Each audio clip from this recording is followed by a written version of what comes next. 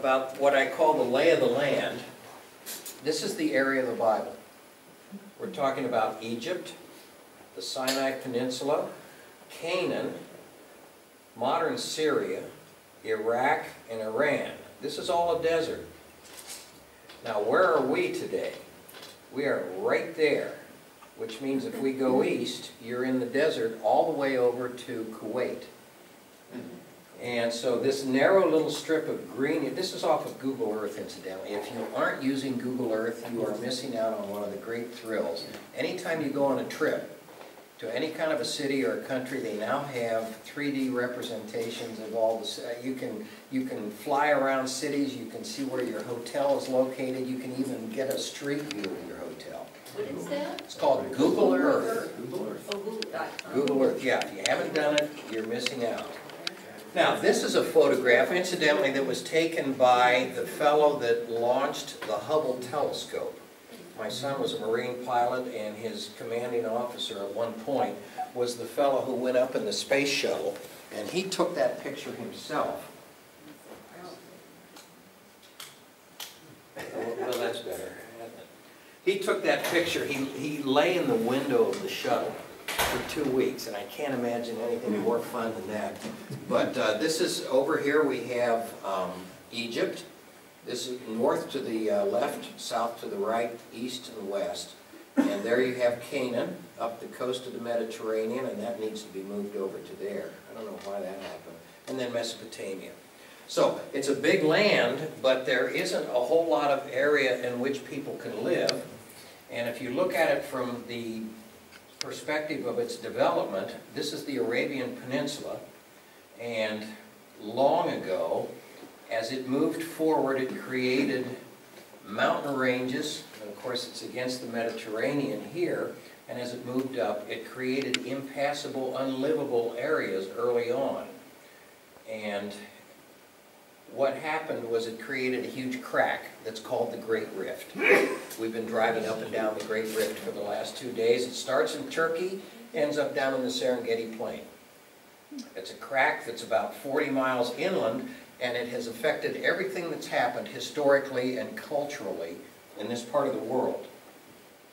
There are 2 rivers that formed along the north end there. That's the Tigris and the Euphrates, and early on they were joined down at the bottom, but the Persian Gulf extended north a little bit into that area and created 2 separate regions, but this is called Mesopotamia, and it means the area between the rivers, Mesopotamia, which makes a lot of sense. This is where the ancient cultures developed, by and large. This is an impassable area, uninhabitable. That's the Arabian Desert until modern times. Irrigation and oil. Now we have Saudi Arabia there. But in early times, nobody could or would live there. This is the Sahara Desert. Nobody could or would live there. These are mountain ranges over along the side of India where people really didn't want to live for a long time. These areas are impassable. And of course the Himalayas and the areas over in that, this is the Iranian Plateau, and then the Himalayas.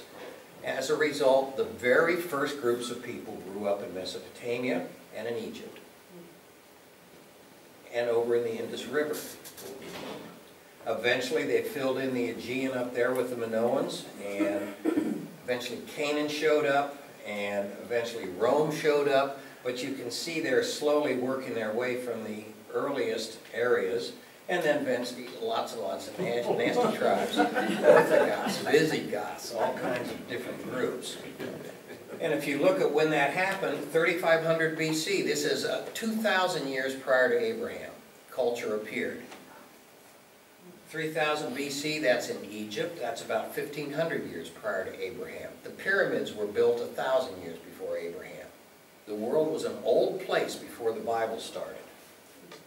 2,500 years over there in the Indus River area, 2000 BC up in the Aegean around Greece and Crete and the Minoans and eventually the Mycenaeans. 1500 BC up in Turkey. Stonehenge was founded about the time of the pyramids, 1,000 years before Abraham. It was an old place.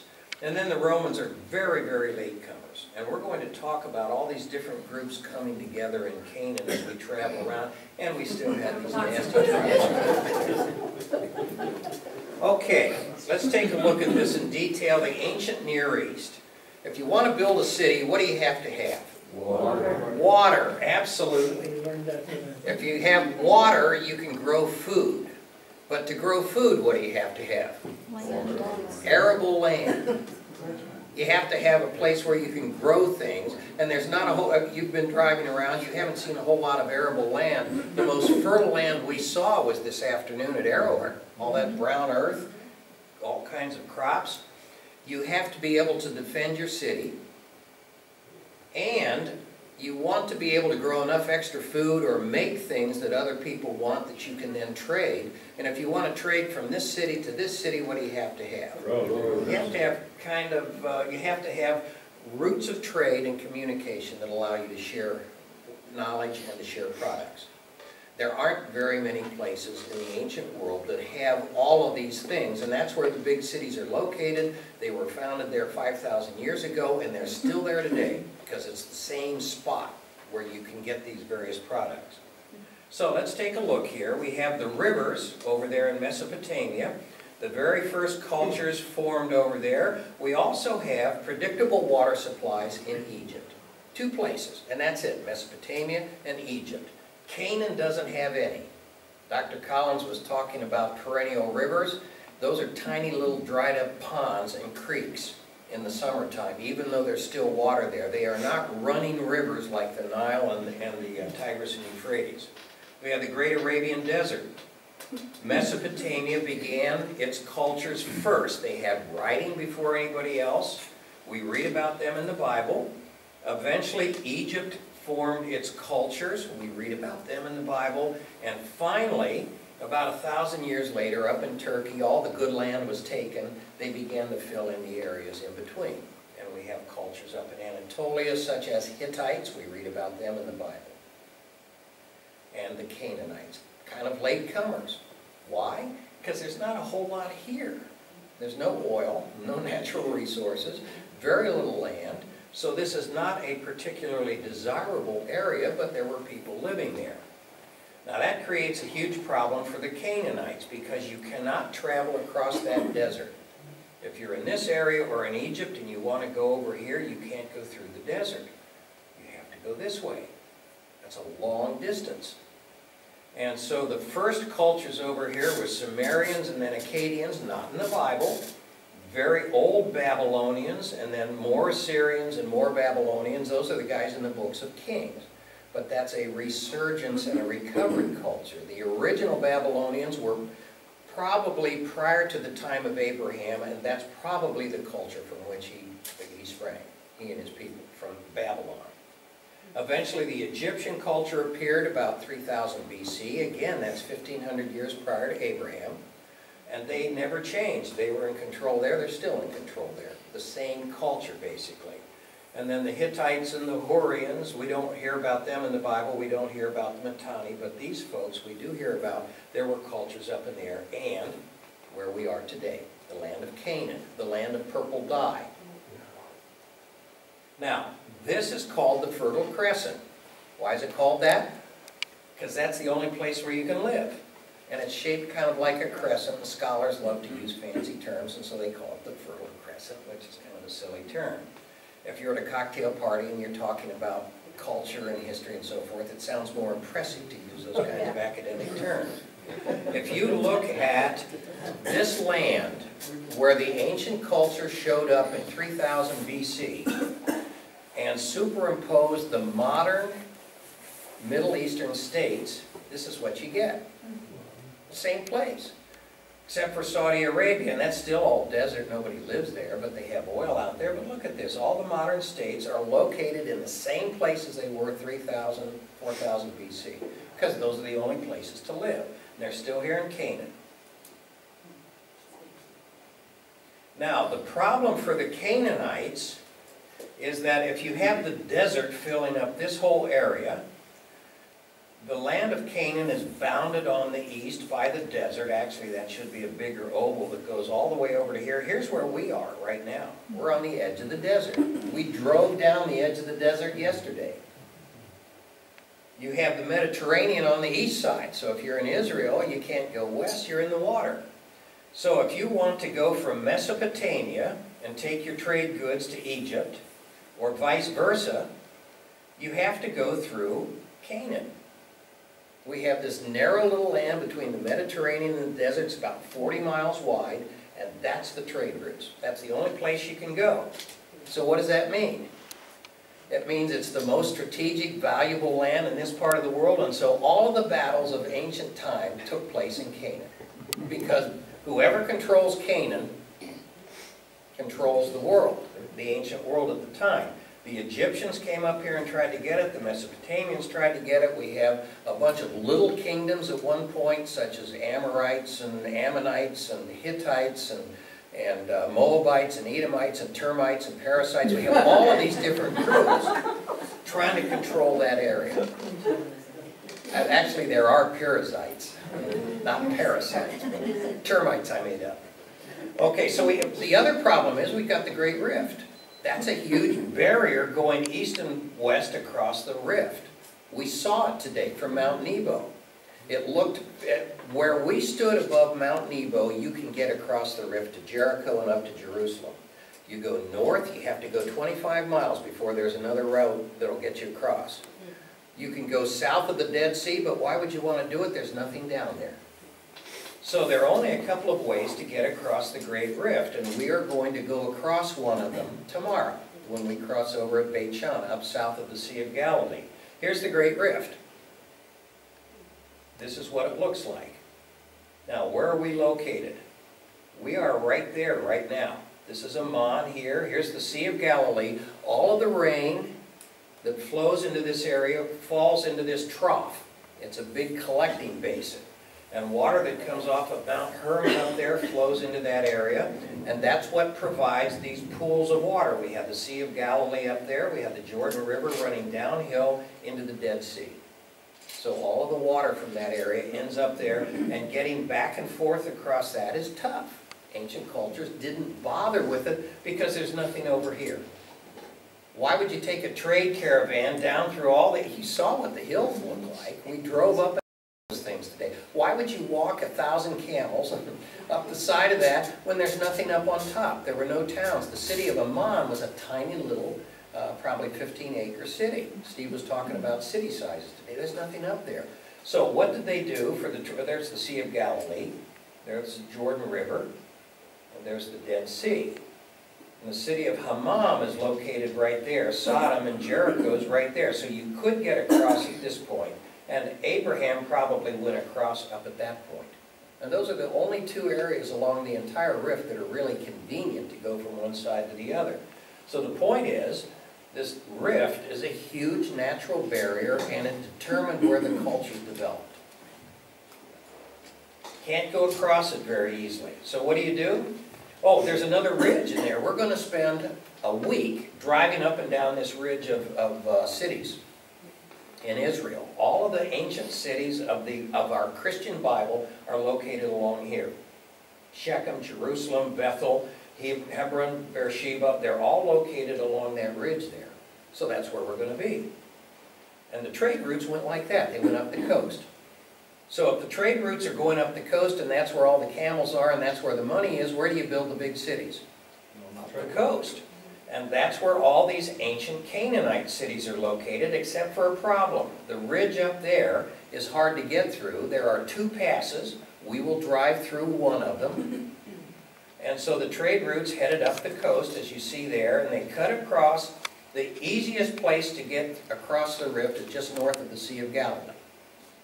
That's the highest place in the rift. It's still down into the Sea of Galilee, but it's easy to get down there and cross over, and then you head across this big city right up there. Damascus. We're going to be within 50 miles of Damascus when we drive across. And we don't go there. No, that's in Syria. But there are also some side trade routes that work their way around up through there, but basically This is where the trade routes were located. There was nothing up here. That's the Appalachia of ancient Israel. And there's a road that goes up north and south on the east side. We've been on it. We were on it today. Kings Highway. There was a gravel highway that went from city to city, but there wasn't much. You could get across through there. That's what the Nabateans did. They created a route to get from Petra over to the sea, so they could sell their stuff. And there is one road that goes right up the spine here. It's called the Patriarchal Highway because it goes from Shechem down to Jerusalem, down to Bethlehem, down to Hebron, down to Beersheba, and down into the desert. And there are a couple of roads that go across. Oh, right here in the foothills. This is Israelite territory. This eventually became Philistine territory. And in the junction between the two, there's a road. You have the foothills starting up. You have the ocean plain, the beach plain. And there are some roads that cut across there. If you want to get from this area up to Jerusalem, there's one road. There's only one other road that goes up easily to get into the upper areas. And that particular road leads up basically to south of Bethlehem. And so when the Philistines wanted to fight the Israelites, where did they fight their battle? They fought them right there. That's where they could move their armies to. That's the Elah Valley. That's where David fought Goliath. These are the only roads that are really convenient. And there's one road that leads across. We drove down that road today from Mount Nebo, basically down to the north end of the Dead Sea. That's where our excavation is located. Why is there a big city named Sodom located at that spot? All the trade routes on that side come together at that point where there's water and you can go east and west, and it was a major commercial center. And on the other side was Jericho. That's why they were there. There's water and convenience. Hey, John? Yes? From a scale perspective, those east-west... 15 miles from Jerusalem down to Sodom. 15 miles from Sodom up to Ammon. 40 miles from Jerusalem to the coast. Maybe 100 miles. This is a 40-mile sea. 10 miles wide, 40 miles long. I mean, it's little. Just to help from what we did today, you're going to mention the rivers on the side we were on today. No, not in this.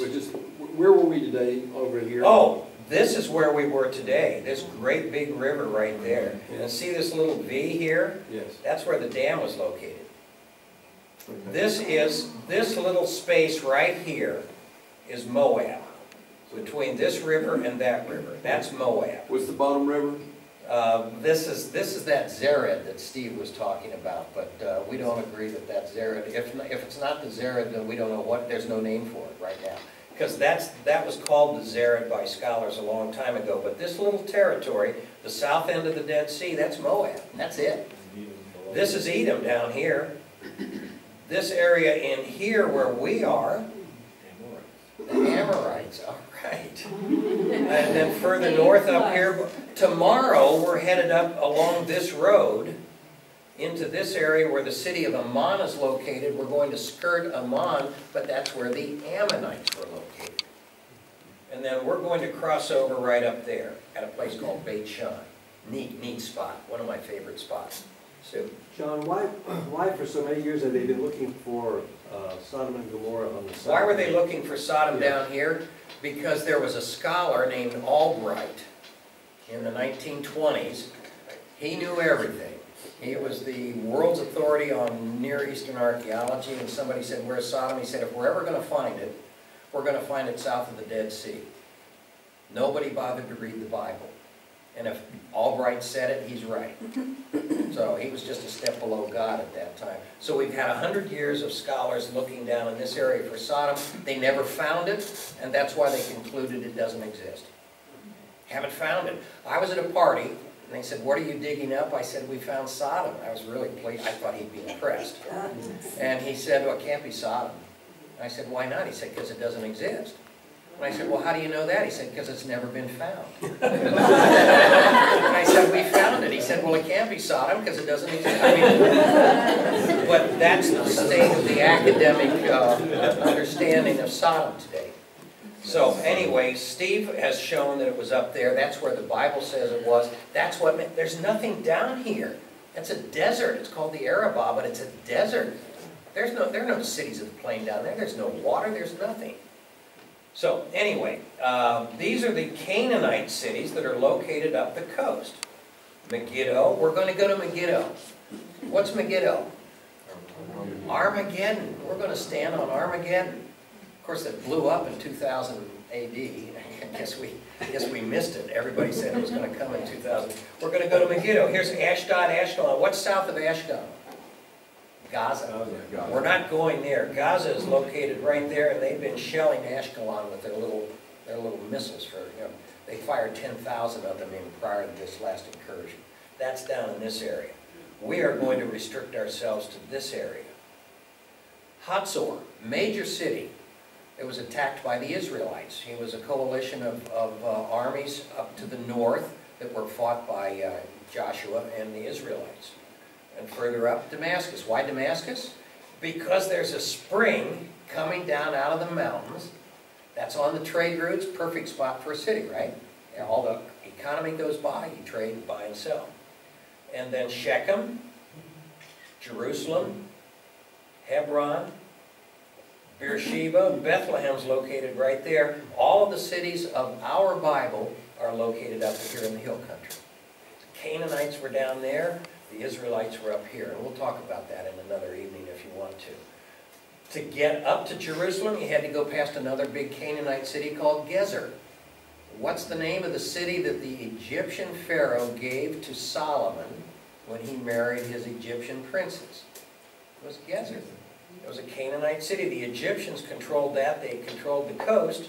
And when Solomon married his Canaanite or his Egyptian princess, he was given a city as a wedding gift. Not a bad deal. Lachish, one of the neatest spots in, I say that about everything, one of the neatest spots in a major Canaanite city that became an Israelite city. And you read about that with Babylon and Assyria in the book of Kings.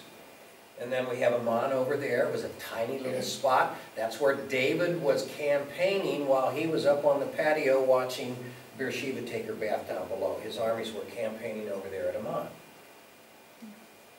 And Jericho, and then most importantly, Sodom. Okay? You can see why they're there. That's what they're on the roads.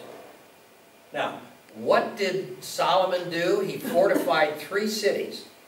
We read about it. When he became king, he fortified the city of Megiddo, the city of Hatzor, and the city of Gezer.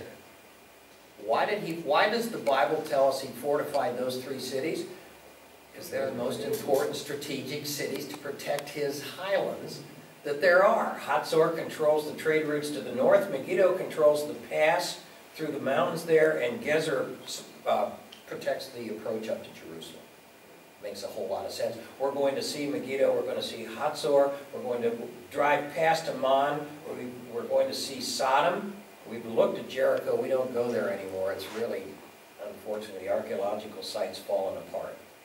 So, anyway, that's what we're going to do. We're going to drive north. We're going to cross over to here. We're going to go up into the Galilee area. Then we're going to go to Megiddo. We're going to go to a Roman city here called Caesarea, where Paul was imprisoned. Then we're going to drive up to Jerusalem.